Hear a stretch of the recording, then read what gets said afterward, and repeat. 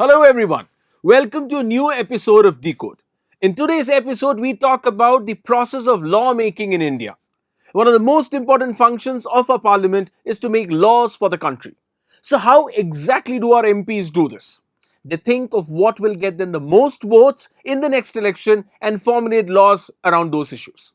Thank you. With that, we come to the end of the episode. Like and share this episode and leave us a comment with your feedback. Hey, wait. Don't go. I was just kidding. There is a thorough procedure the MPs have to follow in order to bring a new law into existence. In a welfare state like ours, the purpose of the law is to mitigate public hardship to the greatest extent possible, to curb social, political, and economic evils, and to ensure justice for all. I promise I am not joking this time. These laws are made by Parliament at the central level and by the state legislative assemblies at the state level. The Schedule 7 of the Indian Constitution divides powers and functions between the central and state governments. So there are three lists: Union list, or subject on which only the central government may govern; State list, which is self-explanatory; and the concurrent list, which contains subjects on which both the center and states may pass laws.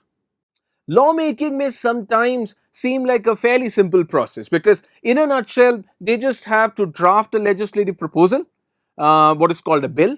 Once the bill is passed in both the Lok Sabha and Rajya Sabha, it gets the president's assent, and lo and behold, a law is born. But there are nuances to this process that we as a nation should be aware of. We begin with the format of a bill. A bill should have a short title, a long title, a preamble where necessary, and an enacting formula. Bills usually specify its extent of applicability and may also specify the date on which it will come into force if passed. Bills are divided into clauses, each containing a specific feature of the bill. Clauses are divided into sub-clauses. Sub-clauses are further divided into parts.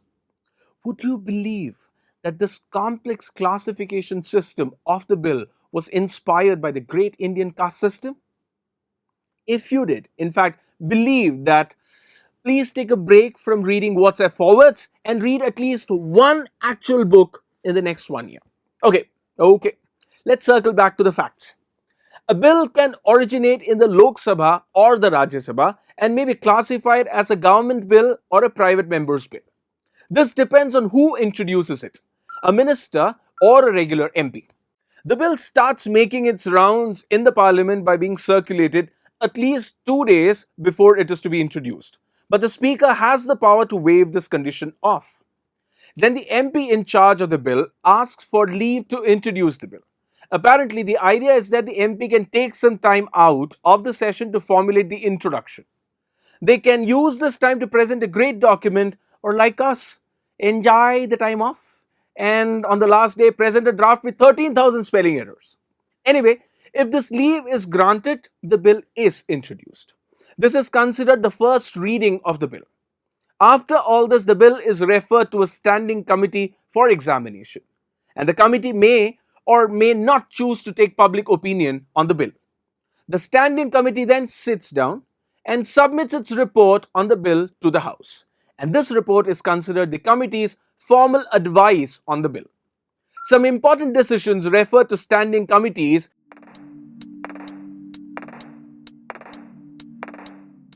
After getting the report, the concerned ministry examines the report and, if required, amends the bill or may even withdraw it. It may even be replaced by an entirely new legislation in some cases. For example, the Higher Education and Research Bill of 2011 was withdrawn in 2014 following an unfavorable report by the Standing Committee on Human Resource Development. In any case, the bill is not to be taken up for discussion again until after the committee has submitted its report. Once the report is in, it is taken up for discussion, and different amounts of time for debate over the bill are allocated for various political parties in the House based on each one's strength in the House. Each party's leadership decides which of its MPs should speak in the given time. This is the second reading of the bill. Then there is a discussion on the motion that the bill be passed, followed by a simple voting process in each house. After both houses pass the bill, it is sent to the President of India for their assent. Only after this does the crawling caterpillar of a bill turn into a very regal and very legal butterfly of an act.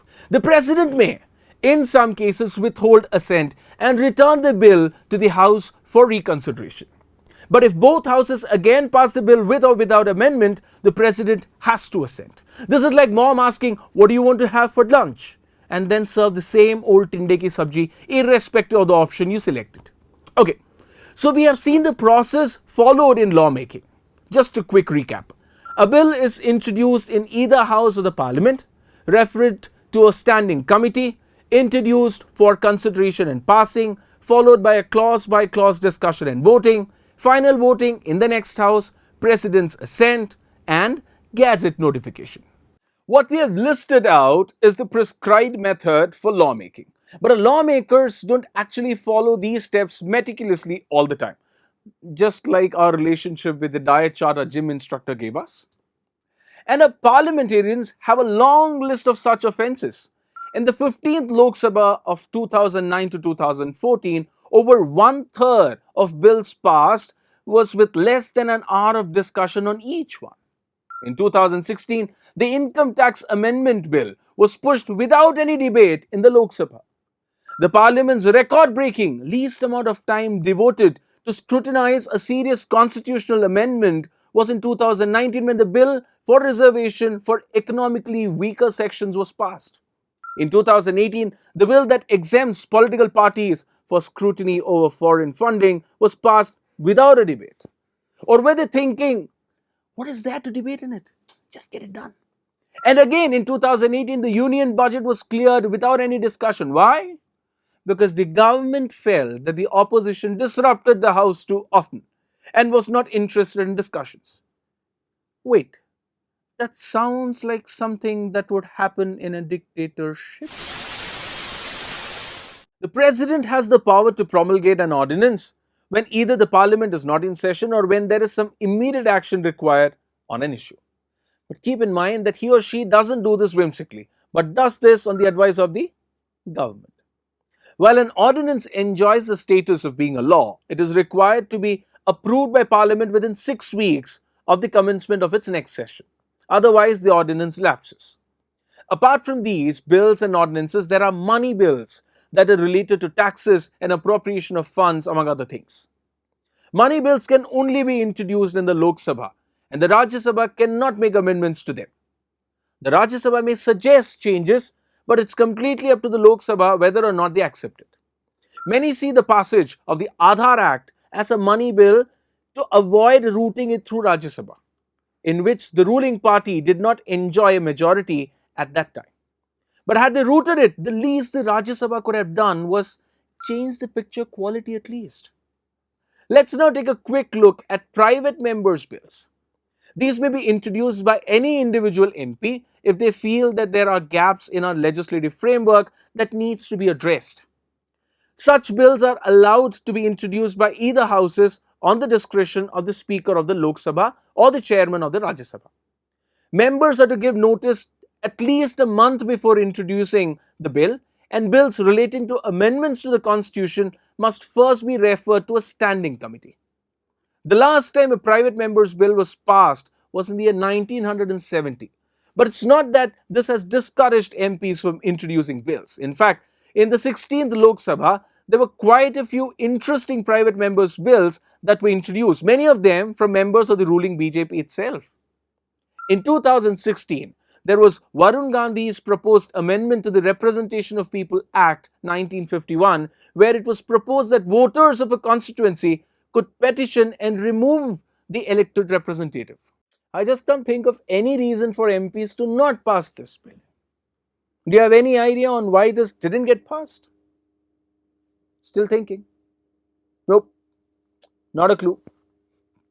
And again in 2016, BJP MP Ramesh Biduri introduced the compulsory teaching of Bhagavad Gita as a moral education textbook in educational institution bill.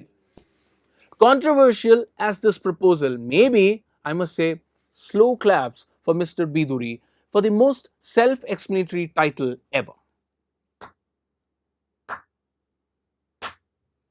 And while this is all interesting and good to know, the important question we will answer is this: how can we, as citizens, engage with the lawmaking process in the parliament, and how do we make our voices heard? For starters, citizen groups can have a great impact on legislation, as we have seen with the right to information being a result of the activities of the Mazdoor Kisan Shakti Sangathan. Second, we can offer our opinions when the government asks for public feedback while drafting laws. Over the past few months, the Government of India has asked for people's opinions on what they think should be a part of the budget for 2019-20 and on the draft National Education Policy 2019. In fact, there is such a thing as pre-legislative consultation policy, which encourages the various ministries to actively seek public opinion at the drafting stage of a bill. Third, sometimes standing committees ask for public participation too, as was the case with the Standing Committee on Information Technology in 2017-18 when they sought public view on data security and privacy. And finally, even after a bill has gained the President's assent, it can be challenged in court on the grounds that it violates a provision enshrined in the Constitution of India. In addition to these formal institutions of expressing your opinion, there are, of course, smaller steps you can take in your personal capacity, such as writing letters to the editors of news publications and writing on your social media platforms. But do keep one thing in mind: use data to back your claims. Otherwise, you're just another person with an ill-informed opinion in this 1.2 billion plus country of ours. With that, we come to the end of this episode. On our next episode, we talk about the institution of parliamentary standing committees and their role in governance. So, if not anything, you will know that the standing committee does a lot more than just standing around. Until then, like and share this video and leave us a comment with your feedback. Thank you for watching.